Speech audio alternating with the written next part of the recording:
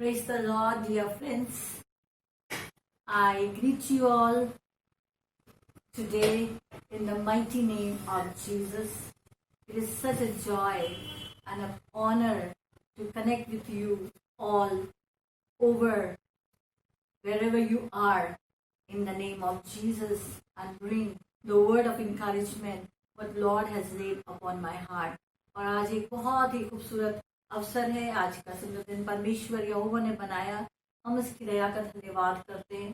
उसकी दया के कारण हम मर मिट नहीं गए। प्रभु का धन्यवाद करते हैं।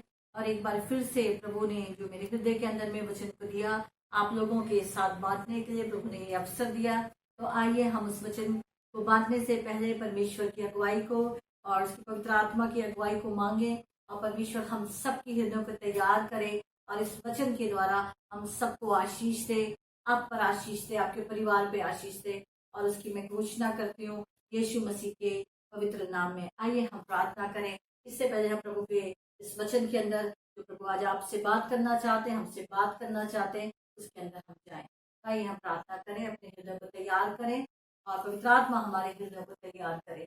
पिता परमेश्वर, हम इन क्षणों का धन्यवाद करते हैं प्रभु जी, इन पलों का धन्यवाद करते हैं, हर एक अवसर का धन्यवाद करते हैं जब हमें वो अवसर मिलते हैं आपके वचन से सुनने के लिए, आपके वचन के ऊपर मनन करने के लिए, क्योंकि आपका वचन जो है वो हमारे जीवनों को परिवर्तित करता है। हम आपको महिमा देते हैं, पवित्र आत्मा की अगुवाई को मांगते हैं।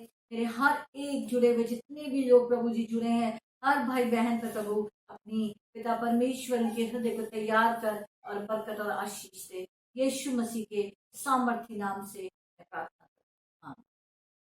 हम आज देखेंगे जो आज का शीर्षक मैं आप लोगों के साथ में बांटना चाहती हूँ, how to extend God's mercy to others. परमेश्वर की करुणा को किस प्रकार हम लोगों के लिए एक जरिया बन सकते हैं।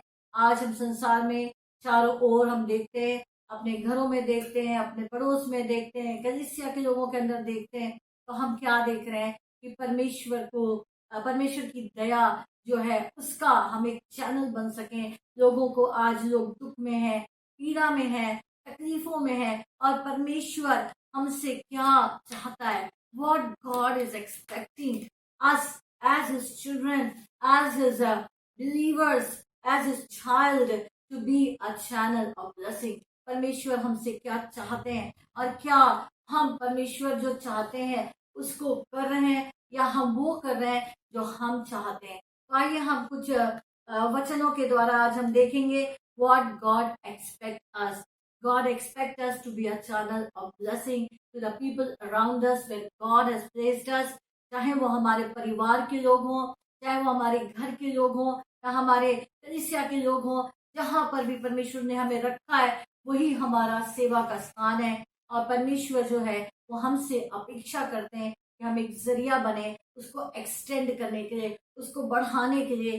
तो आज हम कुछ वचनों को पढ़ेंगे और हम पवित्र शास्त्र बाइबल में से पढ़ेंगे कि परमेश्वर हमसे क्या चाहते हैं। और हम मीका की पुस्तक से पढ़ेंगे, उसका 6 अध्याय से और उसकी 8 आयत मैं देखना चाहूंगी। एक वचन, हे मनुष्य, वो तुझे बता चुका और अच्छा क्या है, और यहोवा तुझसे इसे छोड़ और क्या चाहता है कि तू न्याय में काम करे, कृपा से प्रीति रखे और अपने परमेश्वर के साथ नम्रता से चले। बहुत सारी चीजें नहीं, बहुत सारी बड़ी बातें नहीं, लेकिन परमेश्वर ने जो है वो क्या कह रहे हैं यहाँ पर, क्या अच्छा है, what is good, not so many things, what is good and what God expects us as his children, as his a child, what to do. This is what God expecting. Our heavenly Father is expecting us in such times especially to do it। और परमेश्वर इन समयों में हमसे अपेक्षा करता है न्याय का काम करके और कृपा से प्रीति रखें। आज मैं इस बात के ऊपर में ज्यादा मनन करना चाहूंगी, कृपा से प्रीति रखें और परमेश्वर के साथ नम्रता से चलें। तो आज मेरे भाई बहनों, परमेश्वर चाहते हैं कि हम कृपा से प्रीति रखें, यानी कि कृपा हम अपने जहां पर भी परमेश्वर ने हमें रखा है उसमें हमें जरूरत नहीं है कि हम बहुत सारा हमें ज्ञान हो, लेकिन हमें जरूरत है कि हम ध्यान रखें, हम देखभाल करें। केयर, केयर के ऊपर मैं कहना चाहूंगी, केयर का अगर हम हिंदी शब्द में देखेंगे तो ध्यान, देखभाल, देख रेख और सुपरवाइज, ऑब्जर्व, इन बातों को हम कर सके जो परमेश्वर ने हमारे दायरे के अंदर में जो हमारी जिम्मेदारियां हैं वो उनको हम परमेश्वर की अनुग्रह और उसकी कृपा के द्वारा हम उसको जो है निष्ठा पूर्वक कर सके। ये परमेश्वर हमसे अपेक्षा करते हैं। आज हम अपने जीवनों को जांच सकते हैं, परमेश्वर क्या हम वो कर रहे हैं जो आप चाहते हैं, क्या हम वो कर रहे हैं जो हम चाहते हैं और जैसा हम चाहते हैं। तो आज मैं एक उदाहरण देना चाहूंगी और ये बहुत ही खूबसूरत उदाहरण है और मैं रूथ के जीवन से उदाहरण लेना चाहूंगी। रूथ एक मोआबी स्त्री है और उसका विवाह जो है एक इस्राएली व्यक्ति से, पुरुष से हो जाता है और जब उसके पति की मृत्यु हो जाती है और इस घटना के बाद में हम देखते हैं रूथ के जीवन के द्वारा एक असाधारण निष्ठा उनकी अपनी सास के लिए और एक बहुत ही अद्भुत प्रेम परमेश्वर के लिए। दो बातें, असाधारण निष्ठा, complete commitment to the mother-in-law, and also love for God. Everything that we do is rooted in the love of God. हम जो कुछ भी सेवा करते हैं, चाहे हम घर में सेवा करते हैं, परिवार के लोगों की सेवा करते हैं, बुजुर्गों की सेवा करते हैं और या कलीसिया में हम सेवा करते हैं, उसका जो जड़ होती है वो जड़ जो है परमेश्वर के प्रेम में ही लगी हुई होती है। जो जड़ है उसी के अनुसार हमारे जीवनों के ऊपर अंदर फल आते हैं। और हम देखते हैं यहाँ पर हम रूथ के जीवन को देखते हैं और यहाँ पे दो बातें हैं, उसकी निष्ठा और जो है अपनी सास के लिए और उसका गहन प्रेम परमेश्वर के लिए। तो हम यहाँ पर देखते हैं कि नओमी जो है और एलीमेलेक जो है और यहाँ पर जो है नओमी जो है वो क्योंकि एलीमेलेक की मृत्यु हो जाती है और नओमी के दोनों पुत्र जो हैं और उनके नाम महलोन और किलियोन है और उनका भी निधन हो जाता है। अब नओमी और उसकी दो हम देखते हैं कि बहू होती है यहाँ पर और एक है और एक का नाम जो है नओमी है, दूसरे का नाम ओरफा है। और हम यहाँ पर देखते हैं अब रूथ का जो है जीवन को हम देखते हैं कि उनके पास एक चुनाव था कि वो अपने घराने को चुने और वापस अपने घर में जाए, जैसे कि उनका दूसरी बहू ने चुन लिया, चुनाव था। और ये हमें दो चुनाव को दर्शाता है। अगर हम रूथ की पुस्तक में जाते हैं और तो वो उनका जो सास है वो कहती है कि तुम अपने घर में जाओ, लेकिन यहाँ पर हम देखते हैं कि रूथ ने एक चुनाव को दर्शाता है, एक ऐसे हृदय को दर्शाता है जो एक त्याग का हृदय है, जो एक बलिदान का हृदय है, जो एक कमिटमेंट के हृदय को दर्शाता है और जो एक दया का हृदय है, जो एक करुणा का हृदय है, जो एक देखभाल करने का हृदय है। उसके मन में आया मेरी सास और उनके बारे में सोचा उन्होंने, पति और यहाँ पर बेटे की निधन हुआ है और उसने एक चुनाव को करती है रूथ यहाँ पर। और यहाँ पर उसके पास में एक चुनाव है कि वो अपने घर में वापस जाए, अपने परिवार में वापस जाए, लेकिन वो एक चुनाव करती है, एक वृद्ध सास की सेवा करना उसने एक चुनाव को करा। आज उसने एक चुनाव को समय किया और आज हम देखते हैं कि हम में से कितने लोग उस चुनाव को करते हैं। जब हमें सेवा के अवसर मिलते हैं, अपने घरों में बुजुर्गों की सेवा के अवसर मिलते हैं, अपने माता पिता की देखभाल के अवसर मिलते हैं, या हम अपने सास ससुर का या वृद्धों का या बड़े लोगों का या कलीसिया में बुजुर्गों का या कलीसिया की विधवाओं का हम वो अवसर को लेते हैं और हम क्या चुनाव करते हैं? हम वो चुनाव करते हैं कि हमने कृपा और बलिदान और त्याग का एक फैसला रूप ने हम किया यहाँ पर। उसके पास में अंदर में उसके पास कोई लालच नहीं था। क्यों? उसके पास में उनकी केवल एक वृद्ध सास थी और जिनकी सेवा था कठिन था, डिफिकल्ट था, मुश्किल चुनाव था और उसके लिए उसको अपने घर को छोड़ना था, अपने देश को छोड़ना था और उसने यहाँ पर एक फैसला किया। और हम वचन में से पढ़ना चाहूंगी मैं इस वचन में और रूथ का अध्याय और उसका पहला अध्याय और यहाँ पर उसके हम फैसले को देखते हैं, क्या वो शब्दों को कहती है और परमेश्वर जो है वो इसको यहाँ पर वचन के अनुसार हम उसको पढ़ेंगे। पहला अध्याय 16 आयत। रूत बोली कि मुझसे विनती ना कर, मैं तुझे त्याग या छोड़कर लौट जाऊं, क्योंकि जिधर तू जाए उधर मैं जाऊंगी, जहां तू टिके वहां मैं टिकूंगी, और तेरे लोग मेरे लोग होंगे, तेरा परमेश्वर मेरा परमेश्वर होगा। जहां जहां तू मरेगी वहां पर मैं भी मरूंगी, और जहां तुझे मिट्टी दी जाएगी, यदि मृत्यु को छोड़ किसी कारण में तुझसे अलग हुई, तो यहोवा मुझसे वैसा ही उससे अधिक करे, और ये देखकर वो तेरे संग चलने की स्थिर है। उसने उसको कुछ ना कहा।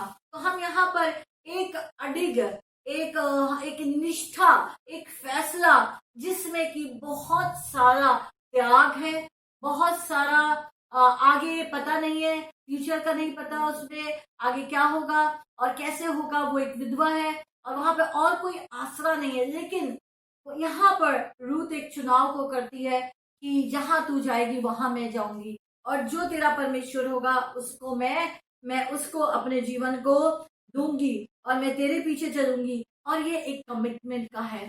क्या मेरे प्रिय भाई बहनों, क्या हम परमेश्वर के प्रेम से बढ़कर, क्या परमेश्वर की उस दया से भरकर आज क्या हम अपने घर में वो कमिटमेंट देते हैं? क्या हम अपने बुजुर्गों के लिए वो कमिटमेंट दे पाते हैं? क्या हम अपने लोगों की देखभाल के लिए वो कमिटमेंट दे पाते हैं? अगर क्या हम लोगों की सेवा के लिए वो कमिटमेंट देख रहे हैं? परमेश्वर क्या चाहता है? परमेश्वर की चाहत है कि हम करुणा से प्रीति रखें। ये एक आसान रास्ता नहीं है, लेकिन इसका प्रतिफल मेरे प्रिय भाई बहनों बहुत बड़ा है, बहुत बड़ा प्रतिफल है। परमेश्वर के वचन के अनुसार आज हमारे हृदयों के अंदर में वो त्याग, वो प्रेम, वो परमेश्वर हमसे चाहत रखते हैं कि हम एक जरिया बन जाए और हम एक वो चैनल बन जाए। God expect us to be a channel wherever God has placed. Today, people need that. Our people need us. Our family need us. It's an important decision to make, an important commitment to make.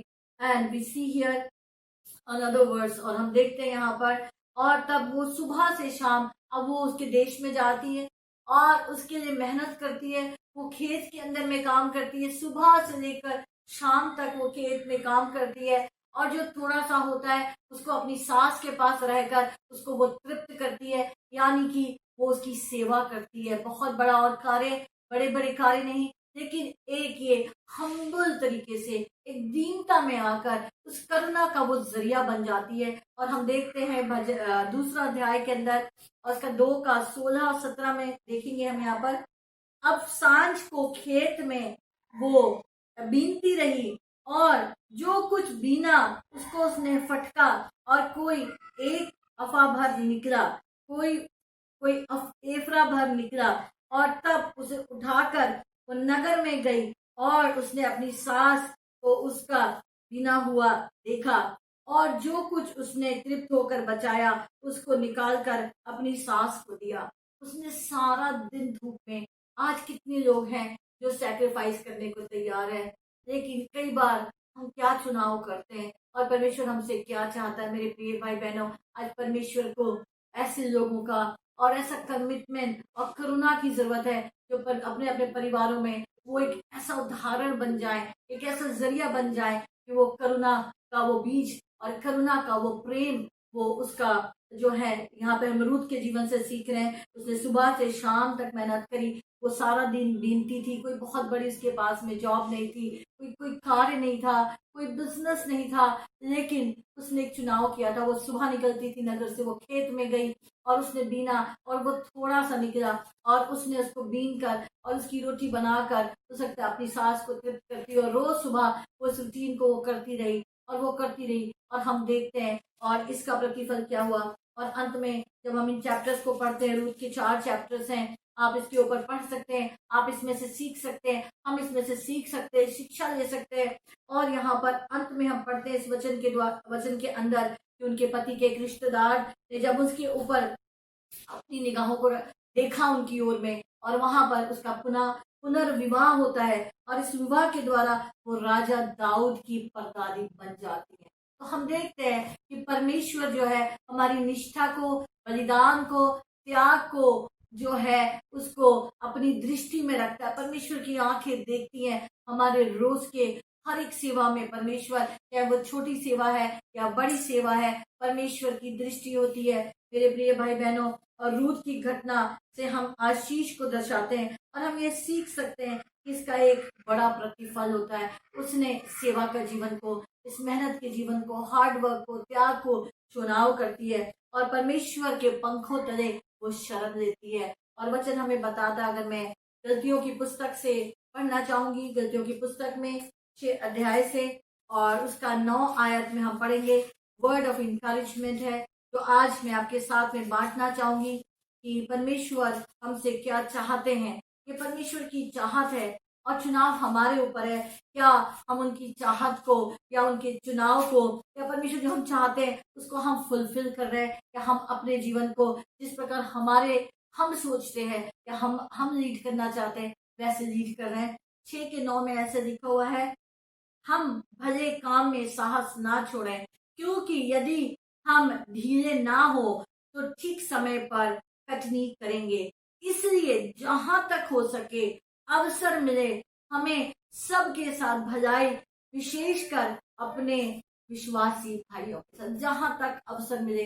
मेरे प्रिय भाई बहनों, इस समय हमारे पास बहुत सारे अवसर हैं, हमारे पास बहुत सारे अवसर हैं उस दया को दिखाने के लिए, उस करुणा को देने के लिए। बहुत सारे लोग नीड में हैं। हमारे घर में हम देख सकते हैं, हम दूर आंखें ना उठाएं और हम दूर भी देखें अगर, तो हम देखें हमारे मसीह भाई बहन खासकर, और ढीले ना हो और ठीक समय पर कटनी को काटेंगे। हमने रूथ के जीवन को देखा, हमने उसके जीवन से सीखा कि जब वो ढीली ना हुई, हार्ड वर्क करती रही, त्याग करा, तो सही समय पर उस कटनी को, उस प्रतिफल को उसके जीवन में परमेश्वर ने दे दिया, परमेश्वर की ओर से मिल गया। मेरे प्रिय भाई बहनों, अगर आप ऐसा कर रहे हैं, परमेश्वर आपको बरकत दे, आशीष दे और अनुग्रह दे और सेवा में और जो है करने के लिए। और अगर हम नहीं कर रहे हैं तो हम वो करें जो परमेश्वर हमसे चाहत रखते हैं। और एक और मैं वचन पढ़ना चाहूंगी, और ये मैं तिमुथियुस की पत्री में से पढ़ना चाहूंगी, पहला तिमुथियुस। और यहाँ पर विश्वासियों की जिम्मेदारियां दी गई हैं। मेरे प्रिय भाई बहनों, हमें व्यस्त है वो जिम्मेदारियों को लेते हैं। Those who are mature, they will take the responsibility. Those who are matured in their thinking, those who are matured, even it doesn't matter, the age doesn't matter, how mature you are, you will be able to take responsibilities of your family, of your elders, of your parents, of your mother-in-law, father-in-law, and the people in the church responsibilities.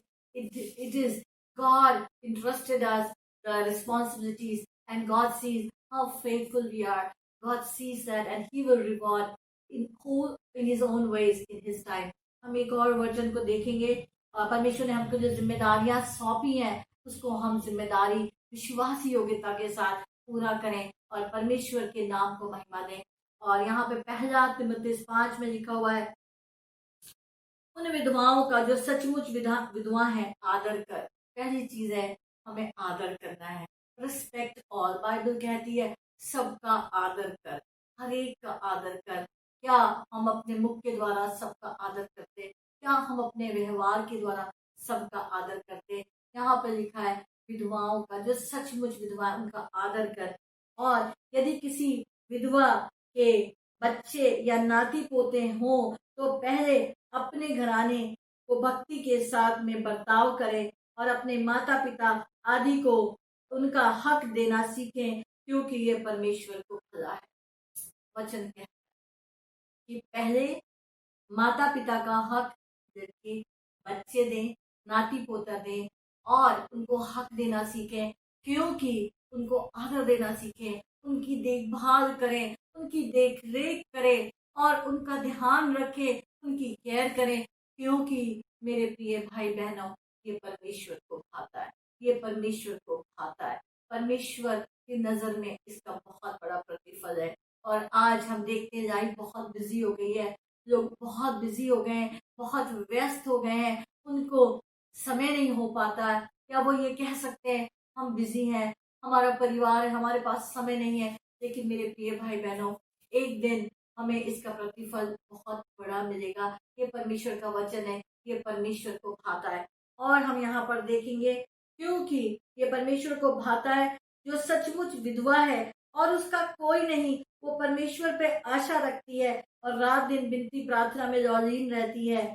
और यहाँ पर हम देखते हैं कि हम उस विधवा का ध्यान रखें। 8वीं आयत, पर यदि कोई अपनों को और अपने निज घराने को जो है चिंता ना करे तो वे विश्वास से मुकर गया और अविश्वासी से भी बुरा बन गया।